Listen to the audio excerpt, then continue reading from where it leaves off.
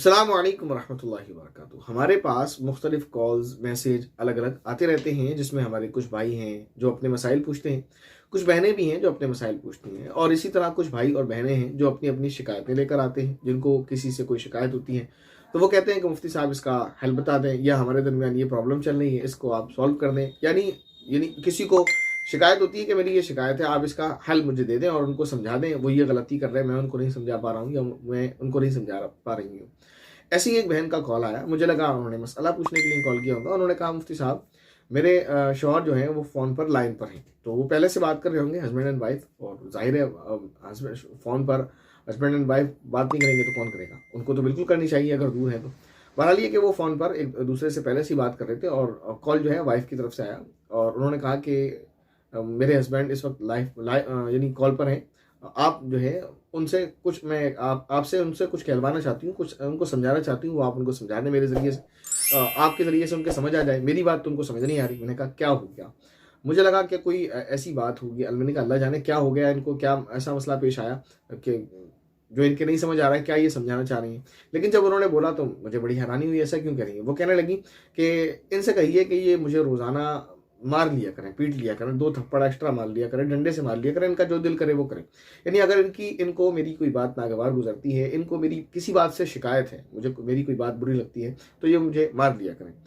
लेकिन ये बार बार तलाक की धमकी ना दिया करें। ये बार बार तलाक का लफ्ज़ ज़ुबान पर ले आए, मैं कुछ कर देती हूँ तो ये कहते हैं कि ऐसा नहीं, ऐसा करेगी तो मैं तलाक दे दूंगा, और तूने अगर ऐसा करा तो मैं तुझे 3 तलाक दे दूंगा, तूने ऐसा करा तो मैं तुझे तलाक दे दूंगा। उन्होंने बहुत सारे वर्ड जो है बताए कि इस तरह, यानी मेरी कोई बात इन्हें बुरी लगती है या ये मुझे कुछ कहना चाहते हैं कि ये ना कर, तो डायरेक्ट भी तो मुझसे कह सकते हैं कि ये ना कर, लेकिन ऐसे नहीं कहते मुझसे। अगर मुझे नाराज़ मुझसे होते हैं या मुझसे किसी काम को मना करना चाहते हैं, तो साथ में इनकी शर्त ये होती है कि अगर ऐसा करेगी तो मैं तलाक दे दूंगा, या ऐसा करेगी तो तलाक दे दूंगा, या ऐसा मत कर वरना तुझे तलाक दे दूंगा, या तूने दोबारा ऐसा किया तो तुझे तलाक दे दूंगा। तो ये ना कहा करें। जब ये वर्ड बोलते हैं तो मेरा दिमाग जो है काम करना बंद हो जाता है। मुझे बहुत डर रहता है कहीं ऐसा ना हो कि ये कोई ऐसी बात बोल दें और कोई ऐसी बात हो जाए। अब ये दिन भर कहते रहते हैं मसलन यही कि तू फलां की शादी में गई तो तुझे मैं तलाक दे दूंगा। अब या कोई ऐसा वर्ड इनकी ज़ुबान से निकल जाए जिससे तलाक हो जाए तो मेरी तो ज़िंदगी बर्बाद हो जाएगी।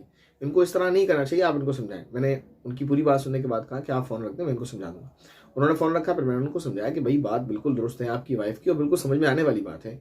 और मैंने कि ये आप इस्लाम के साथ, अल्लाह के हुक्म के साथ मजाक क्यों कर रहे हैं। तो खिलवाड़ है। अल्लाह ताला को सबसे ज़्यादा जो जायज़ चीज़ें हैं उसमें जो सबसे ज़्यादा नापसंद चीज़ है वो तलाक है, ठीक है ना। और आप तलाक का लफ्ज़ बार बार जो है, जितनी मरतबा अपनी ज़ुबान पर इस तरह आते हैं अपनी वाइफ को धमकी देने के लिए, ये तो अल्लाह ताला को नाराज़ करने वाला काम है। आप इस तरह का काम क्यों कर रहे हैं। एक बात तो मैंने उनको ये समझाई। दूसरी बात ये समझाई कि वो बात बिल्कुल उसके अंदर वजन है कि अगर कोई बात ऐसी कह दिया आपने, कोई जुमला ऐसा कह दिया आपने जिससे तलाक हो गई तो क्या होगा, आपका घर बर्बाद हो जाएगा। अभी तो आप गुस्से में कहते हैं। फिर मैंने उनको समझाया कि आपकी वाइफ ने जो कहा मारने पीटने को, मैं ये तो नहीं कहूँगा कि आपने मारे पीटे, ये भी बुरी बात है, ऐसा तो ना करें। लेकिन अगर आपको गुस्सा आता है तो भाई आप गुस्से को कंट्रोल करें। या आप अगर अपनी वाइफ को कोई सज़ा देना चाहते हैं तो यानी कोई ऐसी सज़ा दे दें। बहरहाल जब एक तरफ से बीवी इतनी अच्छी हो जो ये कह रही हो कि ये मुझे मार पीट लें लेकिन मुझे तलाक की धमकी ना दिया करें, तो उसको सज़ा देने की ज़रूरत भी है। फिर मैंने कहा सज़ा ही देनी है अगर आप, तो फिर कुछ ऐसी सज़ा दे दें जो उसको भी अच्छी लगे। यानी अगर आपको ऐसा मन है लेकिन आप कुछ भी करें, लेकिन खुदा के वास्ते ये काम ना करें, तो हराम है, गुनाह है। आप जो बार बार जो तलाक की धमकियाँ देते रहते हैं। और फिर मैंने उनको बहुत अच्छी अलग अलग तरीके से समझाया। यही बात आप सभी भाइयों को समझने की है कि एक बात आप अपने गिरबान से या जो जहाँ भी आप चीज़ सेव करके रखते हैं, पूरे जेबों में, यानी पूरे जो आप ड्रेस पहनते हैं उसमें सबसे कीमती जो जेब है ना आपकी, या पर्स में जो सबसे जो कीमती पॉकेट है जहाँ आप अपनी सबसे इंपॉर्टेंट चीज़ें रखते हैं घर के अंदर, वहाँ ये बात नोट करके रख लें और अपने दिमाग में इसको फिट कर लें कि जब आपकी शादी होनी है, अगर आपकी शादी नहीं हुई है अभी तो, या आपकी शादी हो चुकी है, तो इस बात को फिट कर लें। ज़िंदगी में कभी भी कुछ हो जाए, ये तलाक वाला मामला, ये तलाक वाला लफ्ज़ ज़ुबान पर नहीं लाना है। कुछ भी करना है वो तलाक वाला लफ्ज़ ज़ुबान पर नहीं लाना है। इससे फिर कभी ऐसा मामला हो गया, अगर तलाक हो गई तो आपका घर बर्बाद हो जाएगा, आपके बच्चे बर्बाद हो जाएंगे, आपकी नस्लें बर्बाद हो जाएंगी, खुद आप डिप्रेशन में चले जाएंगे। खुदा के वास्ते ऐसा काम ना करें। लोग, गुस्सा आता है फिर कभी कभी लोग तलाक़ें दे देते हैं, फिर बहाने ढूंढते फिरते हैं कि किसी तरह से वो हमारी शादी बच जाए, हमारी तलाक ना हो। और इस तरह ये क्या खिलवाड़ बना रखा है। खुदा के वास्ते ऐसा काम ना करो। यही वो लोग थे जो इस तरह की हरकतें करते थे। फिर हज़रत उमर रज़ी अल्लाह तआला अन्हु को जो है इस तरह के लोगों के लिए कानून बनाना पड़ा कि जो शख्स 3 तलाक देगा उसको कोड़े लगाए जाएंगे। तो ये काम ना करें आप। जो आप मतलब ये जो हमारे इन भाइयों ने जहालत की वजह से, बेवकूफ़ी की वजह से और अपने पागलपन की वजह से वर्ड थोड़े जो है हार्ड लग रहे होंगे, आपको तल्ख लग रहे होंगे, लेकिन दिल तो कर रहा है इससे भी ज़्यादा बुरे वर्ड बोले जाएं इनको कि इन्हीं बदबख्तों की वजह से जो ज़रा ज़रा सी बातों पर तलाक दे देते हैं। वो एक तलाक का कानून बना, ट्रिपल तलाक का। अगर ये बदबख्ती ना करते, जिसका इस्लाम ने भी मना किया बार बार, इस्लाम की बात को अगर मान लिया होता कि बार बार तलाक का लफ्ज़ न लाया जाता ज़ुबान पर, यूँ जहालत और पागलपन की बिना पर इस तरह तलाक़ें न दी जाती, तो ये नौबत ही ना आती। ये जहालत और बदबख्ती तो खुद दिखाई ना, इस वजह से ये ट्रिपल तलाक का कानून बना।